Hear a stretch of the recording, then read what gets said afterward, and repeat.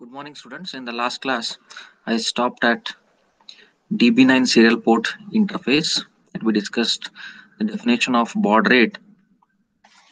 Next, I will continue with the DB9 serial port interface. It's a communication standard. It is a serial communication standard, right? The DB9 serial port connector has 9 pins, and I mentioned those 9 pins as data carrier detect, receive data, transmit data, data terminal ready, signal ground, data set ready, request to send, clear to send, and 9th pin as ring indicator. These are the 9 pins of the DB9 serial port interface. Okay, let us study the functions of these different pins of the DB9 serial port interface. I'll come to that. Next is data transmission and reception using RS-232. That is the DB25 connector, RS-232 DB25 connector, right? So if we make use of DB9 connector, it has 9 pins, right? And if DB25 RS-232 cable or DB RS-232 connector is used, then it has 25 pins. These are again almost same pins as that of the DB9 connector. That is DB25 also has the same pins or the same signals as that of the DB9 connector. That is ground pin, shield to frame ground, transmit data. Third pin is receive data. Fourth pin is request to send. Then clear to send, data set ready, signal ground or communication ground. Then carrier detect, data terminal ready, and ring indicator. So these are the various signals of the RS-232 DB25 connector. Now coming to the function of these pins, and before explaining the functions, these pins are repeated as a second set. Therefore, altogether there are totally 25 pins on the DB25 RS-232 connector. Okay. Now whatever these pins I have shown here, these pins are repeated. Okay, they are repeated one more time, and hence total altogether it makes or it comes out to 25 pins. Let us study the functions of these pins. Now suppose say on one side there is a computer or a PC and a modem, and on other side, that is the receiving end, there is a modem and the PC. Okay, on the transmitting end there is a computer and a modem, and on the receiving end there is a modem and the computer. Now the communication has to take place between the computer at the transmitting end and the computer at the receiving end through the modems, that is through the modem at the transmitting end and through the modem at the receiving end. The computer at the transmitting end should transmit the data to the computer at the receiving end. If this communication has to take place, then these are the signals or the pins that are used for communication between the PC, right, modem at the transmitting end, then through the modem at the receiving end, and finally to the computer at the receiving end. Try to visualize here. Then here the communication between the computer and the modem is through the RS-232 cable or to the RS-232 connector. Now what are the different signals or the pins? Let us try to understand the functions of these different pins of the RS-232 connector. So this is the ground. For the frame ground, it is first pin, right? It's a ground for the entire that is RS-232 connector. Then we have the transmit data.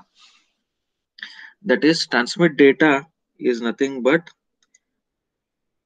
it is a signal that is transmitted from the computer, right, and from the computer, okay, to the that is a computer the transmitting end to the computer at the receiving end. And received data is nothing but the data that is received. Okay, it is nothing but the received data. Okay, then next is here we have to first the computer at the transmitting end will send the data terminal ready signal to the modem, right? The computer at the transmitting end will send the data terminal ready, that is this 20th pin.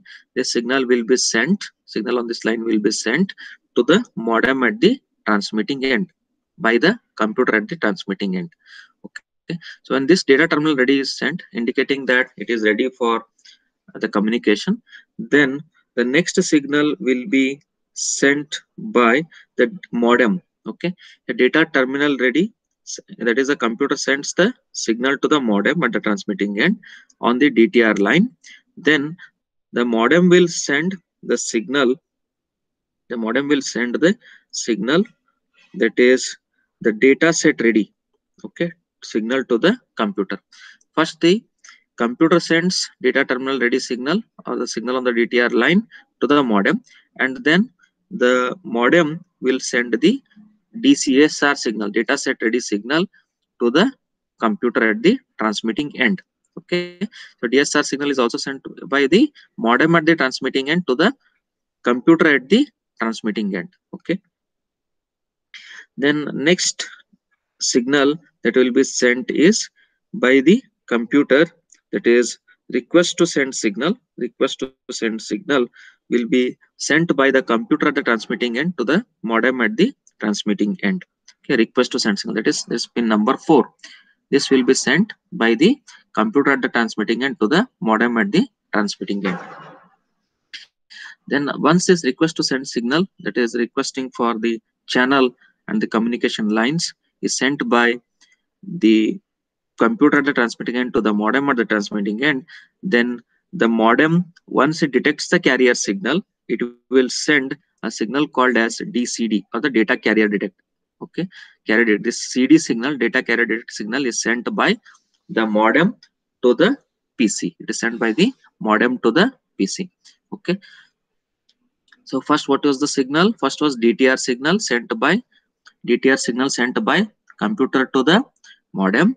Then next was the data set ready signal, DSR signal, sent by the modem to the computer. Next signal was the signal, that is request to send signal, RTS signal, sent by the computer to the modem. And then once the carrier signal is detected for communication purpose, the modem will send the signal carrier detect, DCD or carrier detect signal, pin number 8 signal, to the computer, right? Then once the data carrier detect signal is sent, then it indicates that the communication lines are available for transmission from the transmitting end to the receiving end. The communication between the modem at the transmitting end and the modem at the receiving end takes place through the telephone line. Like this, these are the signals which are used, and hence these signals are used for establishing the communication between the computer at the transmitting end and the computer at the receiving end through the modem at the transmitting end and the modem at the receiving end. Now modem is nothing but the modulator demodulator, right? It's a modulator demodulator. It is in short called as modem. It's a modulator or demodulator which is meant to transmit the data in digital form through the telephone line or the radio line. Okay, so it is meant to establish the communication. It is meant for communication, and it is sending the data in digital format through the telephone line or the radio line. So such communication equipment, we call it as a modem. The modem is short form of modulator demodulator. These signals are called as handshake signals, and the communication is called as the handshake communication. Okay, so this is the question which may be asked in examination. It has been repeated many times in the examination. So they may ask to explain the various handshaking signals that are used in the RS-232 communication, or explain the various signals of the RS-232 DB9 connector. There it is also having the same signals, or they may ask explain the various signals meant for serial communication of the RS-232 DB25 connector. Okay, so you all have to explain these different signals. Okay, so these are the various signals. Then here we have the signal, that is CTS signal. So CTS signal is nothing but clear to send signal. So the modem connected to the sending terminal receives the carrier, and it asserts the carrier detect signal. Then after some time, clear to send signal is sent, indicating the modem that communication channels are ready for transmission. Okay, so clear to send signal is sent, indicating that the modem and communication channels are ready for communication by the modem to the computer. Then signal ground or common ground, this is the common ground that is used, one more ground for the signals that are used for communication. And ring indicator is the signal, that is pin number 22, which it is nothing but output from the modem and input to the PC or input to the computer, which indicates that the telephone line is ringing. Ring indicator indicates that the telephone line is ringing. So these are the various functions of the handshake signals used in the RS-232 communication. Okay. Next, let us go through. So this is the explanation about the data transmission and reception, as to how the data transmission and reception takes place with the help of these different signals of the GB9 RS-232 connector or the DB25 RS-232 connector. Let us consider an example here. With xtal is equal to 11.0592 megahertz, find the TH1 value needed to have the following baud rates. They have given the crystal frequency, right? And they have asked to find the starting value that has to be loaded into the TH1 register for the following baud rates. They have given the baud rate.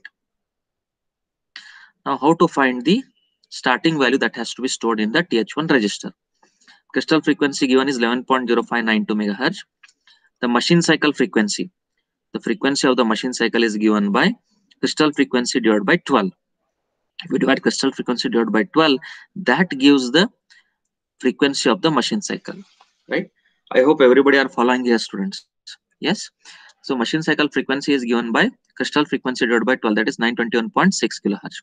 And if we divide 921.6 kilohertz divided by 32, right? Why we are dividing by 32 is 32 is the preset value.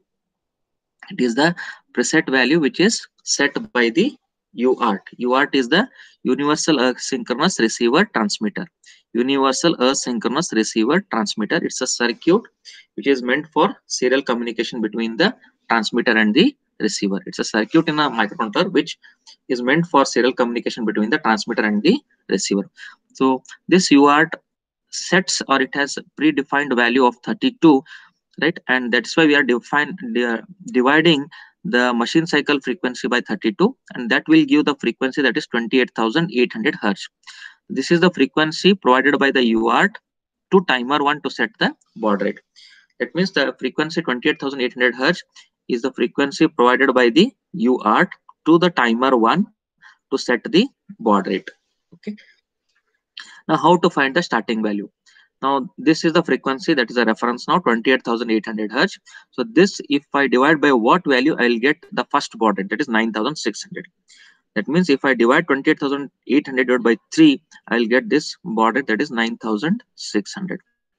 Now that means the starting value that I have to load into the TH1 register to get the baud rate of 9,600 is minus 3.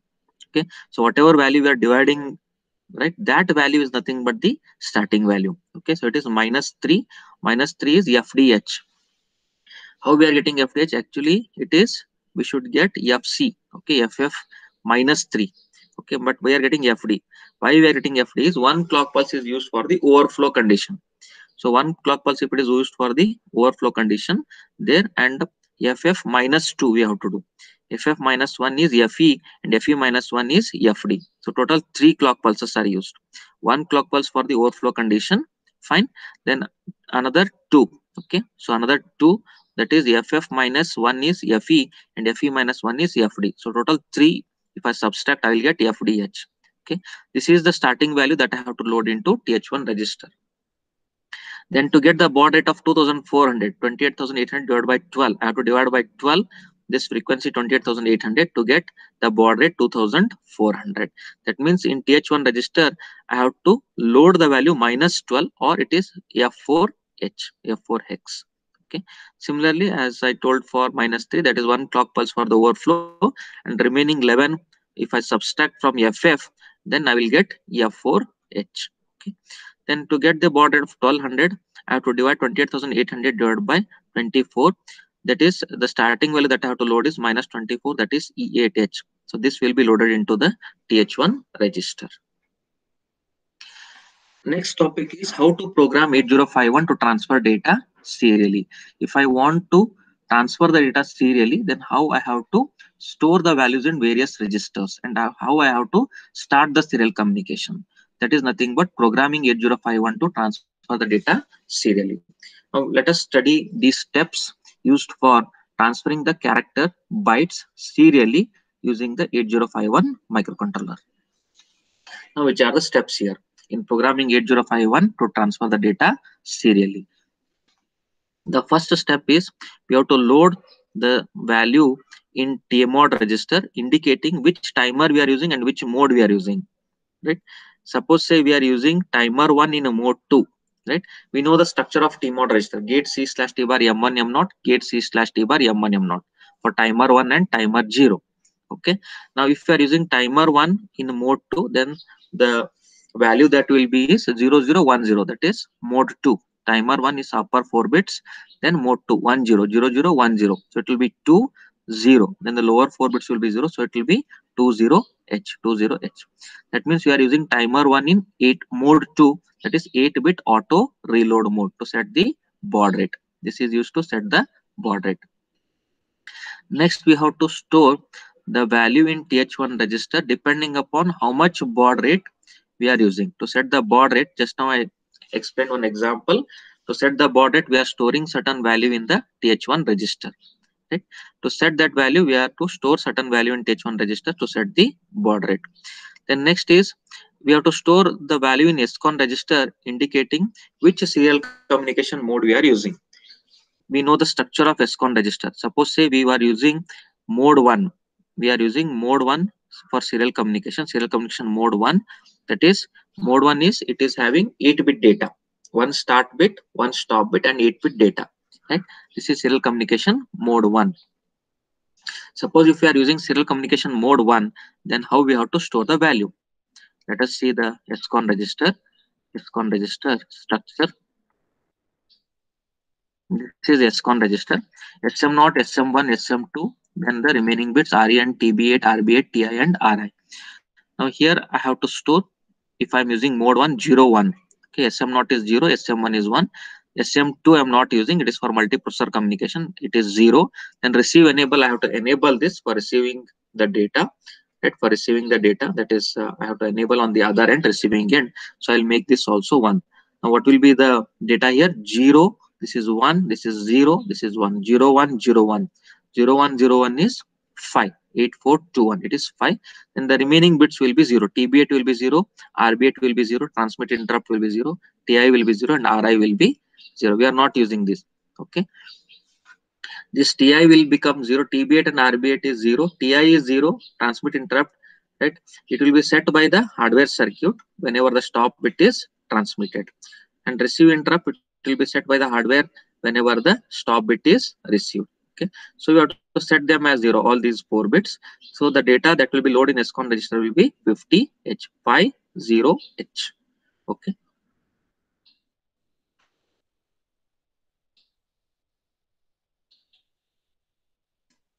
That is what we have loaded here or stored 50H in SCON register. Then start the timer. Start the timer. TR1 is set to 1 to start the timer 1. Then we have to clear the TI flag. Why we have to clear the TI flag is before transmitting, if this is set to high, okay, by the previous transmission. So you have to clear it for this particular transmission. We have to set the transmit interrupt flag to 0. We have to clear this. Then the character byte to be transferred serially is written in the SBUF register. We know that whenever we want to transmit the character serially, we have to first store the character in SBUF register and then transmit it. Whenever we are receiving the data serially, we have to first store the data in SBUF register, right? Receive the data in SBUF register and then send it to the other parts of the microcontroller. Once the data is stored in SBUF register, we are monitoring the TI flag, transmit interrupt flag, using the instruction JNB TI comma here. Okay, JNB TI comma here to see if the character is transmitted completely. That means once the stop bit is received, this transmit interrupt becomes high. Okay, so it will monitor the transmit interrupt flag to see whether all the data bits are transmitted or not. If we want to send the next character, then again we have to repeat from step 5. So what is step 5? Clear the TI flag, because after all the bits and the stop bit are transmitted, TI will become high. So if you want to transmit the next data byte, we have to clear the TI flag, clear the TI. Okay. These are the various steps for programming 8051 to transfer data serially. Examination, the possible question may be, explain the steps of programming 8051 to transfer the data serially. Let us consider a program here. Write a program to transfer a letter Y serially at 9600 baud continuously, and also to send a letter N through port 0, which is connected to display device.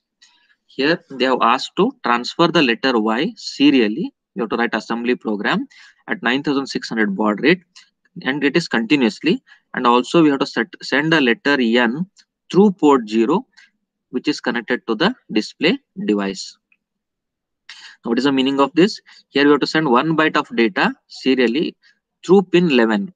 Okay, through pin 11, that is P3.1, we have to send the data serially. That is, the letter Y is to be sent serially, whereas the letter N is sent in parallel form. The letter N is sent in parallel form using the port 0 or on port 0.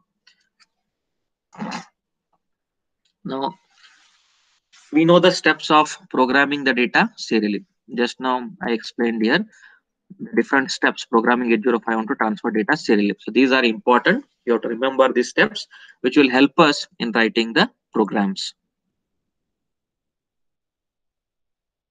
The first step in programming data serial is to store the starting value in T mode, that is 20H, indicating timer 1, mode 2, that is auto reload timer. Okay. Then we have to store the value in TH1 register, indicating which baud rate we are using. Suppose if you are using 9600 baud rate, we have to store -3. Just we have solved an example on that, right? Then for SCON register, we have to tell which serial communication mode we are using. Suppose if we are using serial communication mode 1, the value will become 50H in SCON register. Serial communication mode 1 is 8-bit data, that is data 1 start bit, 1 stop bit. Okay, that is the serial communication mode 1. Then we have to start the timer using the instruction set bit TR1. Start the timer 1 so that the serial communication will be starting, okay, with the required baud rate. Then we have to transfer the letter Y serially. So if whatever data we want to transmit, we have to bring into the SBUF register and then transmit it. So move SBUF comma #Y. SBUF register is serial buffer register. Whatever data we want to transmit, we have to first store it in SBUF and then transmit. Okay. So move SBUF comma #Y. Transfer Y serially. Then once the data is sent, transmitted from the SBUF register of the microcontroller, you have to monitor the transmit interrupt flag to check whether all the bits of letter Y are transmitted. To check that, we are using the instruction here JNB TI comma here. So once JNB, that is once the transmit interrupt becomes high, it indicates that all the data bits are transmitted. That is, the stop bit is also transmitted. First the start bit will be transmitted, then the 8 data bits will be transmitted, and finally the stop bit will be transmitted. Fine. Then once TI becomes high, then we have to clear the TI for next round of operation for the next transmission. Then at the same time, they are asking to send the letter N parallelly, that is move P0 comma #N. I will be storing N, the letter N in P0. That will be nothing but I am transmitting the letter N parallelly through the port P0 of the microcontroller. Move N to P0 for parallel transfer. Then the same has to be repeated because they have asked to do it continuously, is it not? So SJMP again, short jump again, it will jump to again it will store the letter Y in SBUF, then again transmit, monitor TI, clear TI once TI becomes high, then transmit N parallelly, that is move P0 comma #N. Again the same will repeat. So this is the program, students, to send a letter Y serially at 9600 baud continuously, and also to send a letter N through port 0, which is connected to the display device. Next, let us see how to program the 8051 to receive data serially. We have seen the steps to program 8051 to transmit data serially. Next is, if you want to receive the data, then what are the different steps, okay, to program the 8051 to receive data serially. In programming 8051 to receive data serially, these are the steps. the same steps as that of serial data transmission, right? Almost same step, but here there in serial data transmission we are monitoring the TI flag, transmit inter flag. In programming 8051 to receive data serially, in the steps we are monitoring the receive interrupt, that is RI flag. That is the only difference. Remaining all steps will remain the same for serial data transmission programming and also for serial data receiving programming. The first step, that is TMOD register is loaded with a value 20H, indicating that we are using timer 1 in mode 2, that is 8-bit auto reload timer. Then store the value in TH1, indicating how much baud rate we are using. Okay, considering that or assuming crystal frequency as 11.0592 megahertz. Then store the value in SCON register. Store the value in SCON register, that is 50H, to indicate that we are using serial communication mode 1. That is, serial communication mode 1 has 8 data bits, 1 start bit and 1 stop bit. Then start the timer. TR1 is set to 1 to start the timer 1. Then clear. Once we start the timer, the data bits are started to receive. Okay, data bits will be started to receive at the receiving end. Then once they are received, you have to check the RI flag, receive interrupt flag. When the RI flag will become high, when all the data bits are received at the receiving end, the RI flag will become high. So we have to monitor the RI flag. Okay, so before monitoring the RI flag, we have to first clear it, because of the previous receiving of the data, if RI is already set, okay, we have to clear it and then start receiving the data. Okay, so first clear the RI flag, okay, for receiving the data. Then monitor the RI flag, okay, using the instruction JNB RI comma here, jump if no bit RI comma here. Okay, jump if no bit means if RI is equal to 0, it will jump to here only, right? When the RI will become high, when all the data bits are received, RI will become high. So when RI is raised, the SBUF register will be storing the received data. We know that whenever we want to transmit any data, the data is first stored in SBUF register and then sent out of the microcontroller. Whenever any data is to be received into the microcontroller, it is first stored in SBUF register of microcontroller and then it is transmitted to the other blocks of the microcontroller. Okay, then the final step is to receive the next character. We have to repeat from step 5. So that is RI is cleared with the clear RI instruction. From this step, it has to be repeated. Fine, students. I hope everybody are following here. Yes. So these are the steps to program the 8051 to receive data serially. Okay. So there are few programs, right, which are on the 8051 to receive data serially.